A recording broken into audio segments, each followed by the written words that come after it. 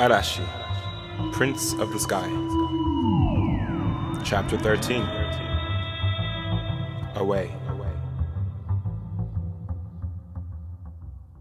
Burmy was in her own world, dancing around with a mop and big yellow gloves and sage burning all around the house.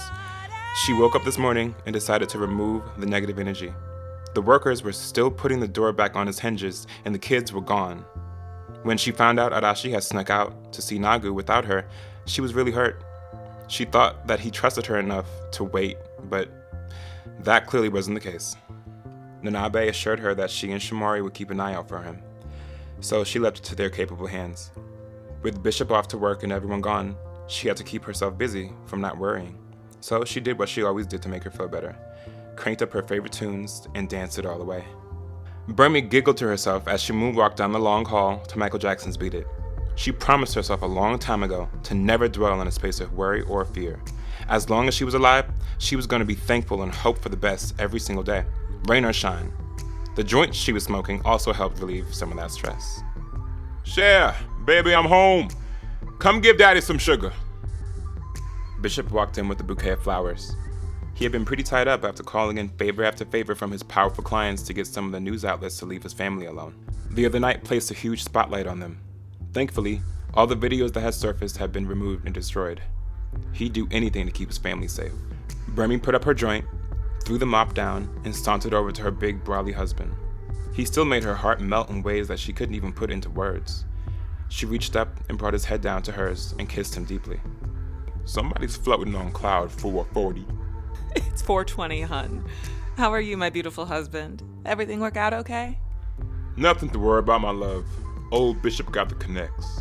Besides, there was a mysterious murder that happened last night up in the South Bronx, so the stations have their hands full. Shocking. Murder in the Bronx. They were saying there was some sort of shadow creature. Witnesses said it took over some boy's body and slashed the neck of the house ordinate, then chucked him out the window like a rag doll. The man was almost 300 pounds, Bishop said, following Burmy into the kitchen. Oh, wow. That is freaky. Shadow creature? Man, when is this gonna end?